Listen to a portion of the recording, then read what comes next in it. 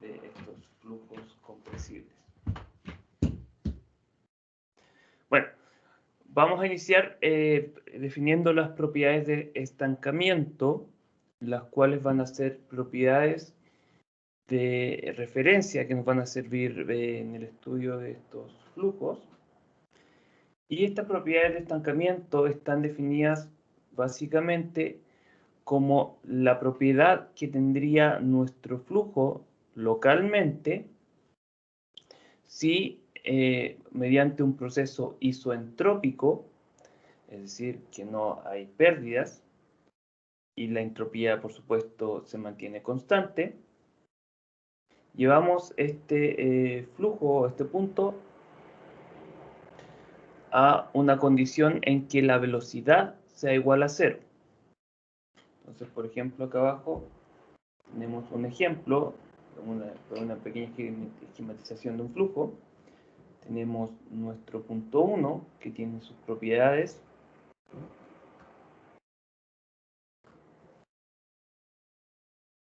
Para este punto, por supuesto.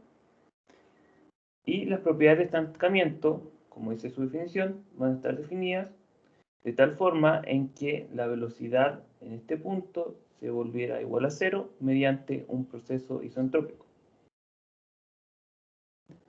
De igual forma, para un segundo punto, el cual va a tener sus propiedades, las cuales pudieran ser distintas a las propiedades del punto 1, vamos a tener también definidas sus propias propiedades de estancamiento locales. Ahora, si el flujo en sí, y no este proceso de mover, de transformar nuestras propiedades a propiedades de estancamiento, es un flujo isoentrópico, vamos a tener que las propiedades de estancamiento van a ser iguales para ambos puntos. Entonces nos va a servir, como vamos a ver después, cómo podríamos estudiar flujos los cuales son isoentrópicos. Bien. Bueno, estas propiedades de estancamiento para un gas ideal pueden ser obtenidas y la forma de obtenerla para que él o la que estuviera interesado, lo pueden encontrar en el Fox y en general en varios libros de mecánica fluido, pero en mi opinión en el Fox están bien explicadas. Bueno, estas propiedades pueden ser relacionadas con la velocidad en el punto a partir del número de Mach. Y nuestra constante K, que recordemos representa la razón de los calores específicos, donde K era C sub P partido por C sub B. Entonces, aquí ya vamos a tener un primer grupo de relaciones que nos van a servir más adelante. Bueno, si bien estas propiedades de estancamiento van a ser bastante útiles, no nos van a permitir estudiar de manera íntegra, por así decirlo, nuestro flujo, ya que tenemos que considerar además la velocidad, y como las velocidades de estancamiento se refieren a una velocidad igual a cero en este punto, claramente esa no nos va a servir de referencia. Necesitamos una segunda condición que podamos utilizar de referencia. Y para esta tenemos las condiciones críticas. Bien, estas condiciones críticas van a estar definidas básicamente como el punto o las condiciones en las que la velocidad es igual a la velocidad del sonido, bajo esas condiciones.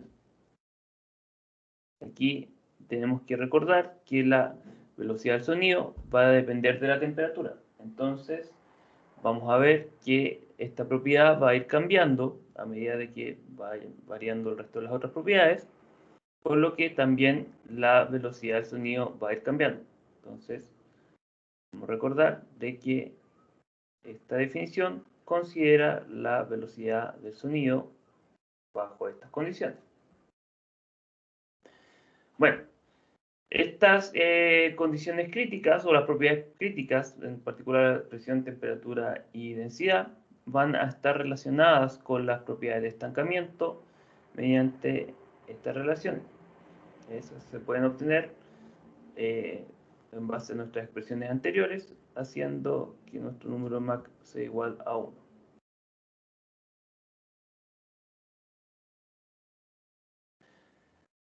Bueno, entonces ahí ya tenemos un par de propiedades o condiciones de referencia que vamos a utilizar posteriormente y hay que tenerlas siempre en consideración. Bueno, antes de pasar a lo siguiente, vamos a tener que, como ya les había mencionado, la velocidad del sonido va a ser una función de la temperatura. Entonces, ya que tenemos que para la velocidad, para la condición crítica tenemos que el número Mach es igual a 1, y eso es igual a la velocidad particular, la velocidad del sonido, y esto cuando son iguales, vamos a poder también calcular la velocidad crítica en base a la temperatura y esta constante K que relaciona los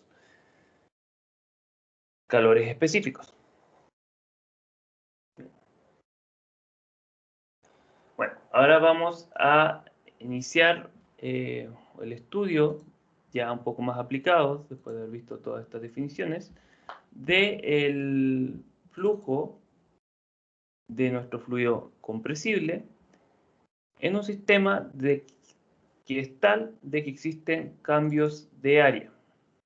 Entonces, vamos a encontrarnos con comportamientos que son bastante distintos, por así decirlo, a lo que estamos acostumbrados con el flujo de fluidos incompresibles. Bueno, entonces, como lo está adelantando, vamos a considerar el flujo compresible en un conducto con área variable. En general, nos vamos a encontrar de que los flujos reales, y no las aproximaciones que vamos a realizar, van a tener velocidades o perfiles de velocidad variable, el cual va a ir variando en la dirección Y y en la dirección X. Vamos a ver un esquema a continuación. Y sin embargo, podemos hacer la aproximación de que nuestro flujo va a ser unidimensional cuando tengamos que nuestro cambio de área asociado a esta sección transversal o a nuestro conducto es pequeño y cuando el radio de curvatura que define nuestro conducto es grande. Entonces aquí tenemos un par de condiciones. En ese caso, vamos a poder aproximar nuestro flujo a un flujo unidimensional, donde el perfil de velocidad va a ir variando solo la dirección X y ya no la dirección Y. Y además existe condición de deslizamiento en la pared. Entonces, vamos a tener una situación por el estilo, donde en la izquierda tenemos nuestro flujo ya más real o irreal, en el que existiría, por supuesto, condición de no deslizamiento de la pared. Tenemos que la velocidad va a ser igual a 0, ya que la pared no se va a ir moviendo. Y vamos a tener un perfil de velocidad, el cual va a ir variando en la dirección X y Y. Entonces, por supuesto, hay que notar de que la dirección X, vamos a ver que este flujo se va a ir expandiendo. Y en la dirección Y vamos a tener una especie de cambio asociado a esta dirección. En nuestra aproximación unidimensional, el cual se ve en la derecha, vamos a tener que el perfil de velocidad va a ser plano, es decir, no varía con la dirección Y, pero sí va a cambiar con la dirección X.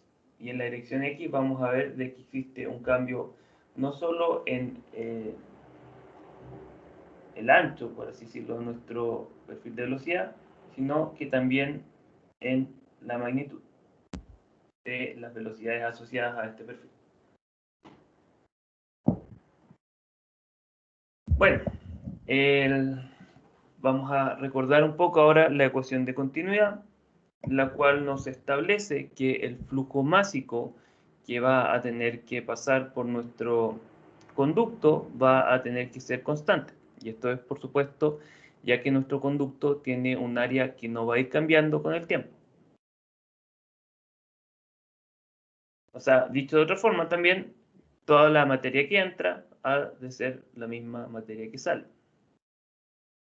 Bueno, si expresamos esta ecuación en su forma diferencial, que a todo esto se puede obtener en base a la regla de la cadena, o multiplicación, llegamos a esta expresión, donde tenemos la suma de estos términos, y además vamos a considerar un par de expresiones adicionales para realizar algunos análisis. La primera es la ecuación de Bernoulli en su forma diferencial, aquí presentada, pero vamos a considerar que no existen cambios importantes en la elevación. Entonces, el término asociado a la carga de elevación va a ser igual a 0. Y además vamos a considerar la relación para la velocidad de sonido en el medio, toda esa entropía constante, la cual desarrollamos la clase pasada.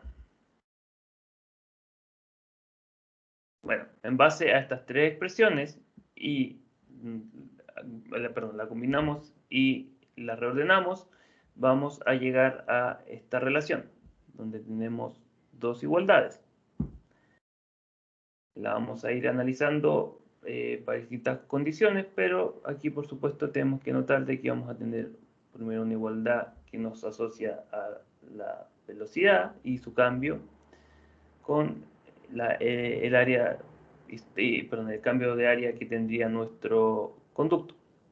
De igual forma, vamos a tener una igualdad que nos asocia al cambio de área con el cambio de presión que vamos a observar en nuestro conducto.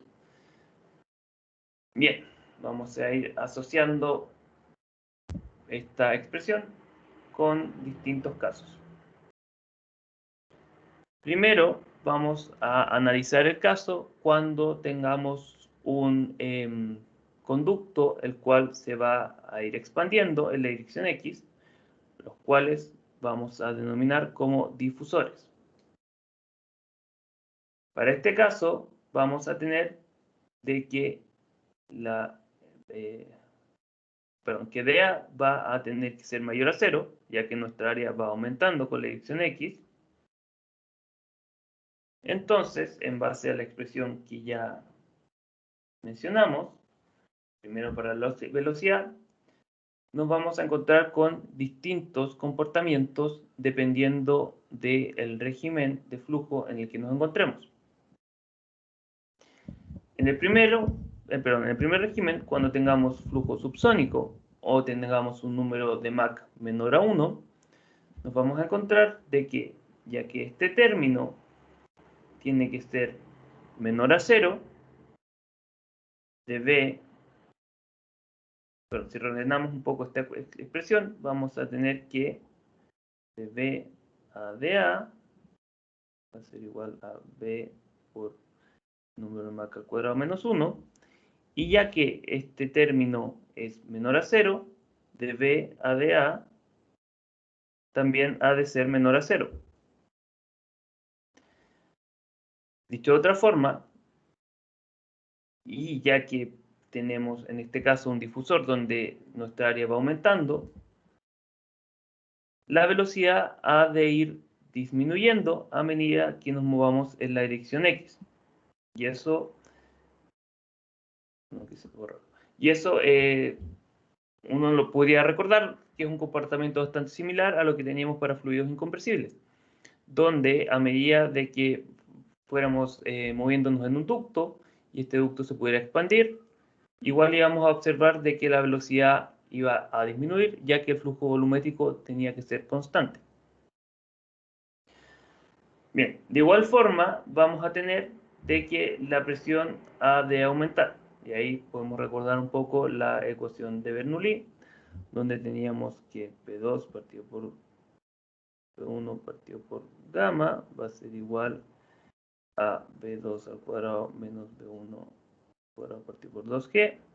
Entonces, como teníamos que B2 al revés, bueno, me vas a por improvisar un poco. Bueno, la ecuación de Bernoulli, como nos decía que la suma de las distintas cargas debía ser constante. Si teníamos que la carga de velocidad disminuía, la carga de presión debía aumentar. Bien. Ahora, ¿qué pasa si tenemos un flujo supersónico? Es decir, nuestra velocidad es mayor a la velocidad del sonido, por lo que nuestro número de Mach va a ser mayor a 1. En ese caso, vamos a tener nuevamente una situación similar, de B a dA, igual a la velocidad partido por el número de Mach al cuadrado menos 1. Y ahora, si este término, que corresponde al cuadrado del número de Mach menos 1, es mayor a 0, ya que Mach va a ser mayor a 1, vamos a tener que de B a dA también ha de ser mayor a 0. Es decir, a medida de que nuestro conducto se expande, vamos a observar un caso contrario a lo que habíamos visto para nuestro flujo subsónico y en general para nuestros flujos incompresibles. Vamos a observar que para estos casos la velocidad va a ir aumentando. Y esto, por supuesto, es si nuestro flujo era inicialmente supersónico. En caso contrario, perdón, de forma contraria, vamos a tener de que la presión ha de ir disminuyendo, por razones similares a las explicadas. Ahora, si tenemos un conducto que se va contrayendo a medida que avanzamos en X, este tipo de conductos los vamos a denominar como toberas, vamos a tener que dA ha de ser menor a 0. De forma similar a como vimos para el caso de los difusores, podemos hacer un pequeño análisis con respecto a esto y vamos a tener que cuando tengamos flujo subsónico, a medida de que avancemos en la dirección X y nuestra área se vaya disminuyendo, vamos a ir viendo que la velocidad va a ir aumentando. En cambio, la presión ha de ir disminuyendo. Y esto, por supuesto, nuevamente es similar al comportamiento que tendríamos para un flujo incompresible. Ahora, si tenemos flujo supersónico, es decir, su número de Mach es mayor a 1, vamos a tener nuevamente un caso contrario. A medida de que nos movemos hacia la derecha, la velocidad ha de ir disminuyendo y la presión ha de ir aumentando, lo cual nuevamente es contrario a lo que estábamos acostumbrados. Bueno, esta expresión claramente nos falta un término y es ¿qué pasa cuando tenemos el número de Mach igual a 1? Si vemos nuestra ecuación, nos vamos a dar cuenta que de B a dA es igual a A partido por el número de Mach al cuadrado menos 1. Y si el número de Mach es igual a 1, vamos a tener que este término se hace igual a 0, lo que sugeriría que la aceleración a la que se ve sometida nuestro flujo en ese punto ha de ser infinita. Esto suponiendo, por supuesto, que tengamos una situación por el estilo. Claramente no podremos tener una aceleración infinita en la realidad, entonces lo que esto sugiere es que no vamos a poder encontrar una transición de flujo subsónico a supersónico para los casos de las toberas, si es que nuestra área solo se contrae.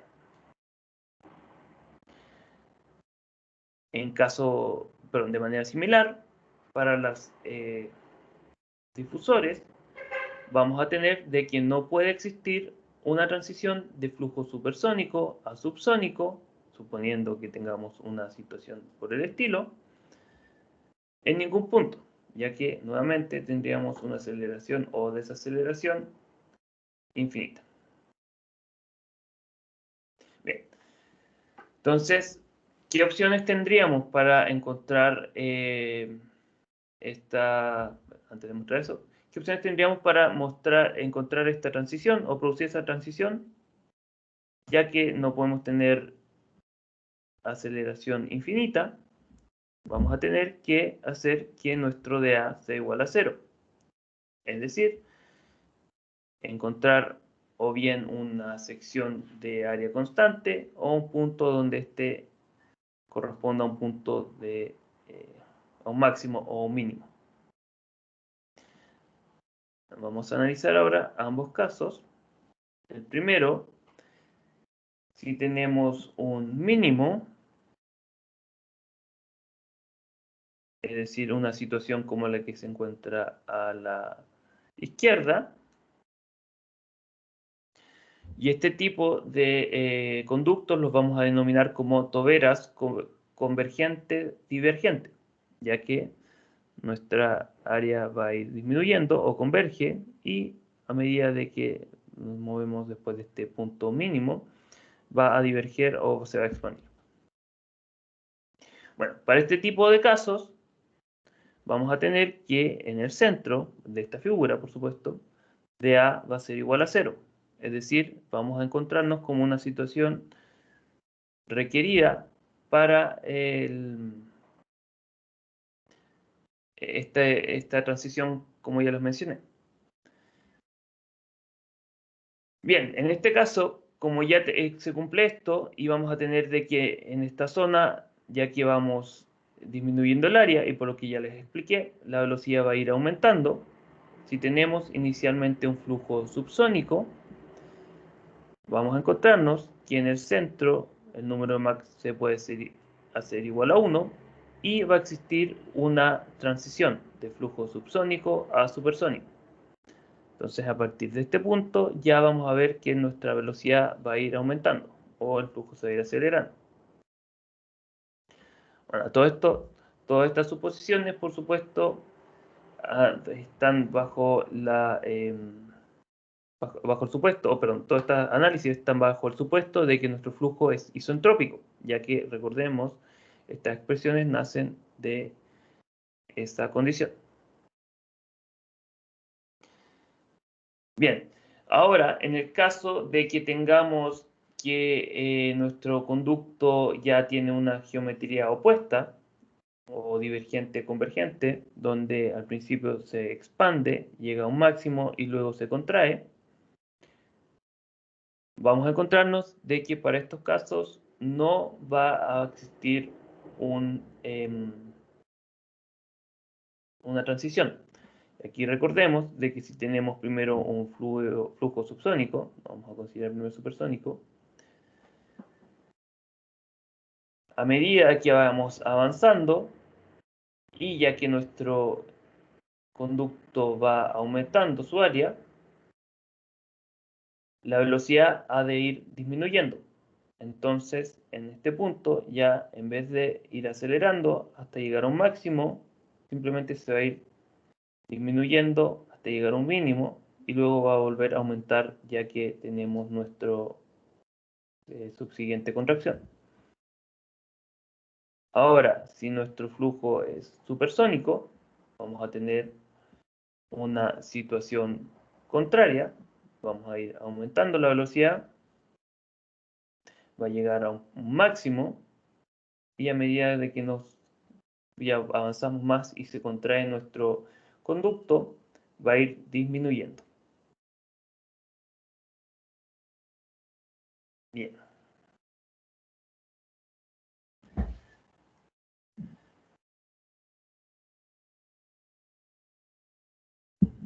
Bueno, continuando con este estudio de conductos con área variable, podremos desarrollar relaciones para nuestro flujo isentrópico y además considerando que nuestro fluido fuera un gas ideal, estas relaciones nos van a permitir relacionar el cambio de área con otras propiedades de nuestro flujo y en particular también con el número de Mach. Estas relaciones básicamente nacen al igualar el flujo másico. Aquí recordemos, esto va a nacer de la ecuación de continuidad, la cual nos va a indicar que nuevamente la masa o el flujo másico ha de ser constante a lo largo de nuestro canal. Bueno, y si igualamos el flujo másico en un punto cualquiera con el flujo másico que pudiéramos obtener en condiciones críticas, llegamos a esta expresión y considerando también las relaciones para las propiedades de estancamiento que ya vimos, vamos a llegar a esta expresión, la cual nos relaciona el área de nuestro conducto con el área crítica, es decir, el área que tendría nuestro conducto cuando alcanzamos un número de Mach igual a 1, y por supuesto el número de Mach. Esta expresión se ve un poco compleja, pero debemos recordar de que K es simplemente, esto es K, vamos a solucionarlo, K es simplemente una constante asociada a nuestro flujo y el número de Mach ya es lo que podríamos considerar como una variable. Bien, como le estaba mencionando, si consideramos nuestro constante asociada a nuestro fluido y la reemplazamos, la expresión se va a volver mucho más manejable. Bien, la idea de esta expresión es que si la asociamos o la utilizamos de la mano con nuestras propiedades de estancamiento, vamos a poder, en teoría, resolver cualquier tipo, o perdón, cualquier flujo que fuera, por supuesto, isentrópico. Y en este caso, esta expresión, como está desarrollada para el aire, por supuesto, ha de ser un flujo isentrópico de aire. Bien, ahí vamos a ver después, cuando ya vean las últimas dos diapositivas, un ejemplo. Pero primero me gustaría mostrarle los siguientes gráficos. Estos gráficos básicamente representan la condición de las propiedades de estancamiento y la razón de las propiedades de nuestro flujo, con estas propiedades de estancamiento, además de la razón entre el área y el área crítica. Entonces, a medida de que vamos aumentando el número de Mach y siguiendo las expresiones que ya les presenté, vamos a encontrarnos con esta variación de nuestra propiedad. Entonces, para el número de Mach igual a 1, vamos a tener de que nuestra área crítica alcanza un mínimo, perdón, el área partido por el área crítica, un mínimo de igual a 1, y si no, a aumentar. Bueno, en teoría pudiéramos utilizar estos gráficos para resolver nuestros problemas. Un segundo gráfico es básicamente lo mismo, solo que ya tenemos el inverso. Entonces, cuando llegamos a nuestro punto crítico, vamos a tener en vez de un mínimo, un máximo para el área. Entonces, si quisieran resolver de manera gráfica estos problemas, ahí van a disponer de los gráficos. Yo no lo recomendaría, eso sí, porque la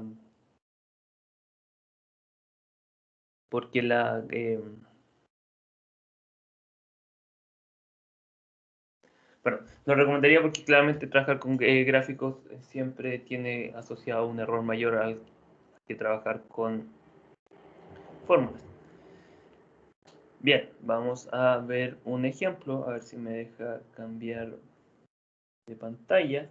Ya vamos a visto el ejemplo, vamos a finalizar la clase. Déjenme abrir mis notas para que no vaya a equivocarme. Bueno, en este ejemplo vamos a ver cómo pudiéramos aplicar estas relaciones que acabo de presentarles. Y para esto vamos a considerar una tobera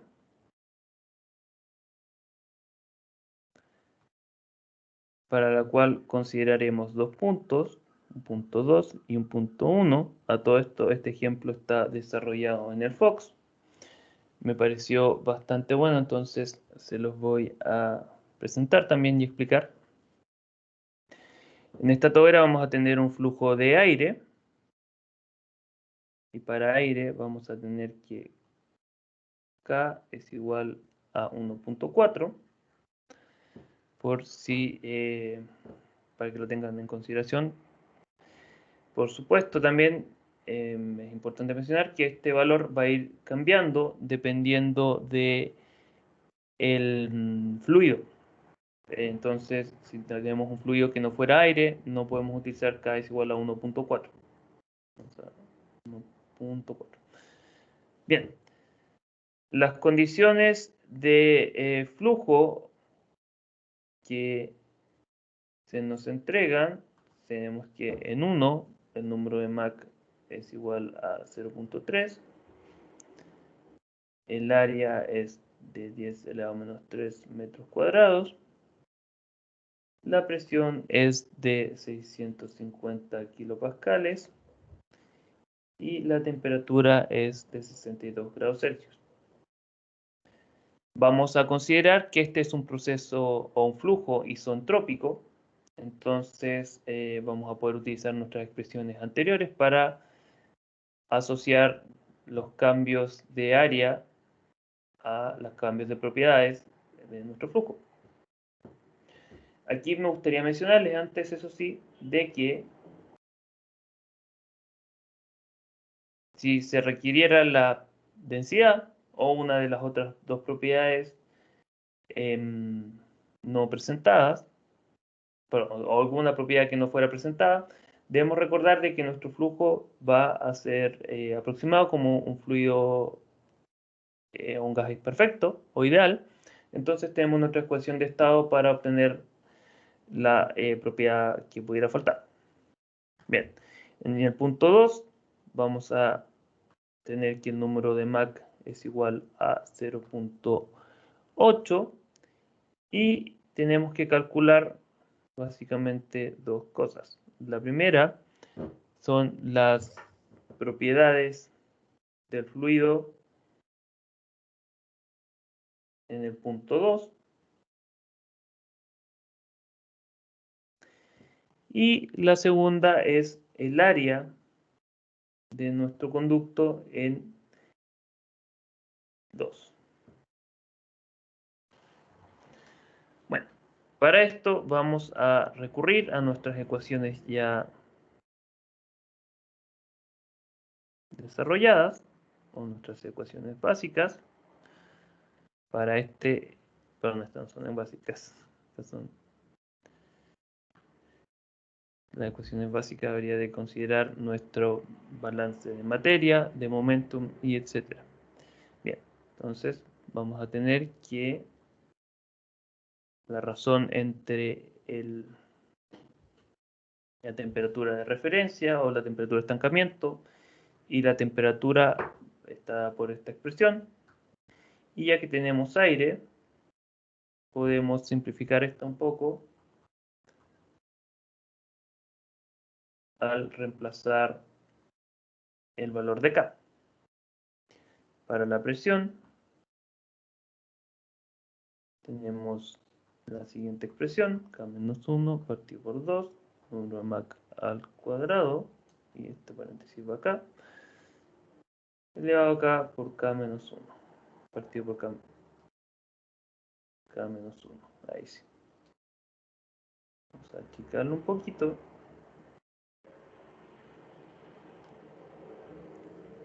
Y vamos a tener una situación similar para el aire. Simplemente vamos a reemplazar el valor de K al cuadrado elevado a 3.5.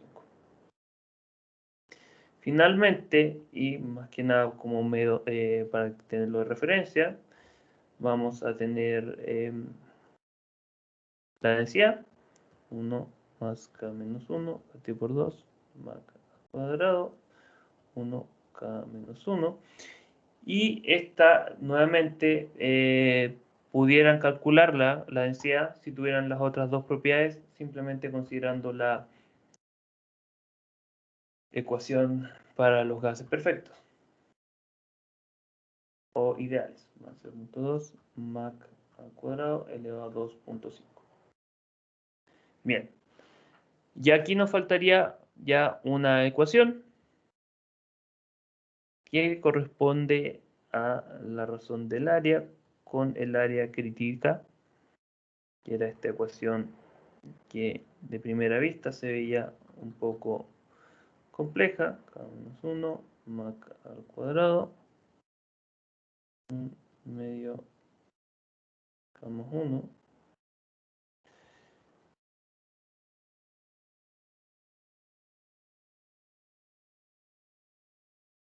pero que si consideramos el aire vamos a tener una situación bastante más simple. 0.2 Mach al cuadrado elevado a 3 dividido por 1.728. Bien, entonces, ya que vamos a suponer que nuestro flujo es isentrópico, vamos a poder asociar las condiciones de referencia en el punto 2 con el punto 1, o en el punto 1 con el punto 2. Para esto, primero vamos a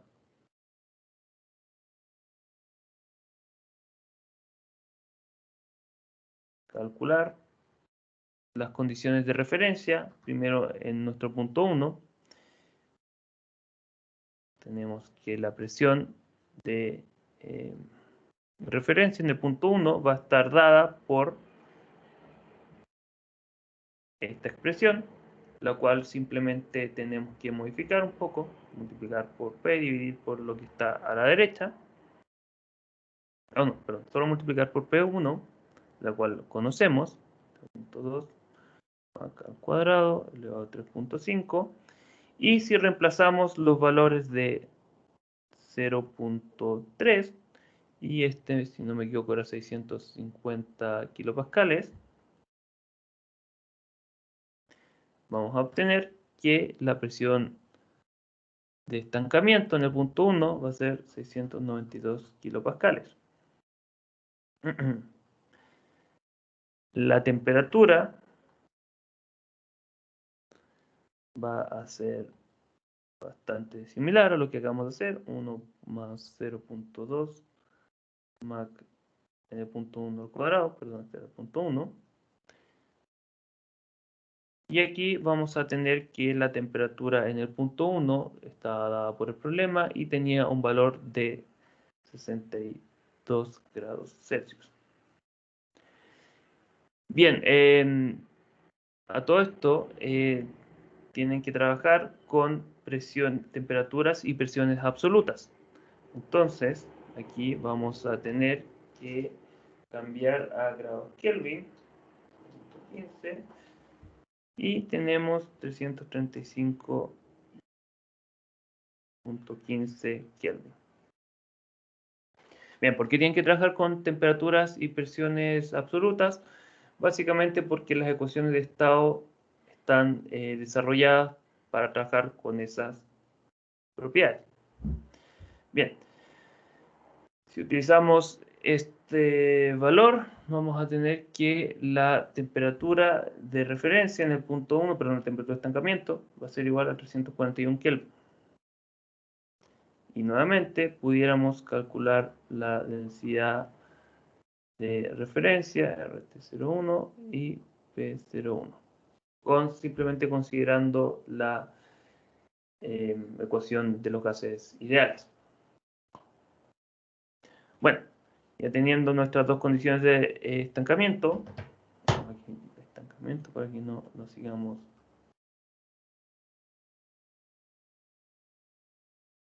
Para que no nos sigamos confundiendo con el nombre. Estancamiento. ¿Bien? Pudiéramos asociar estas propiedades de estancamiento con las propiedades de estancamiento en el punto 2. Y esto ya que consideremos que nuestro proceso o nuestro flujo es isentrópico. Entonces consideraremos flujo isentrópico. Para esto, la entropía en el punto 1 va a ser igual a la entropía en el punto 2. Entonces, la entropía de estancamiento en el punto 1 ha de ser la entropía de estancamiento en el punto 2. Por lo que la presión de estancamiento en el punto 1 va a ser igual a la presión de estancamiento en el punto 2. Lo mismo con la temperatura. Bien, ya habiendo definido o calculado nuestras propiedades de estancamiento, pudiéramos calcular las propiedades en el punto 2.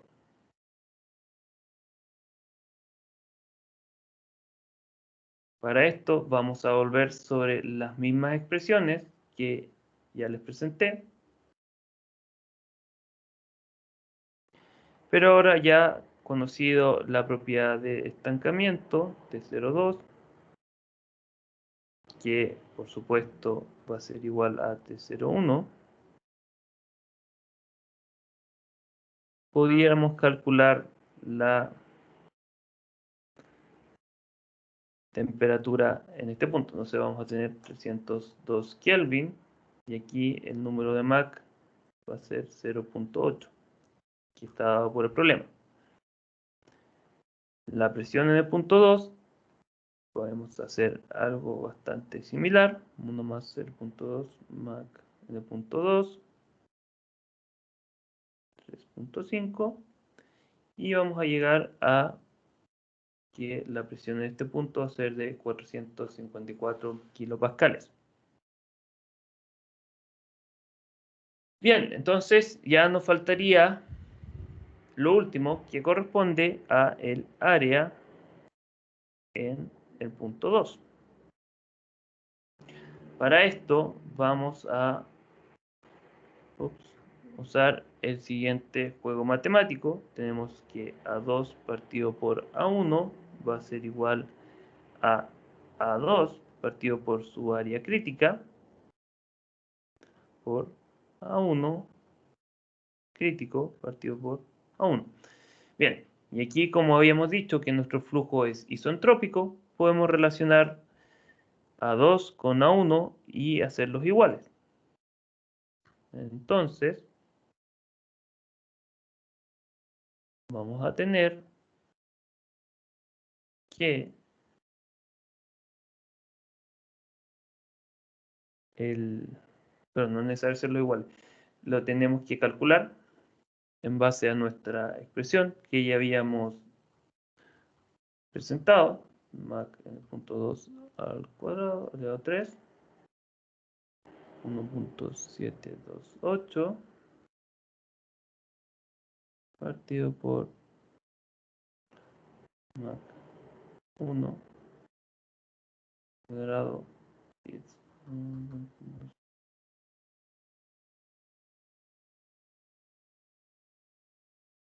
1.728. Bien, entonces ahí, como ven, simplemente es un pequeño juego matemático que realizamos con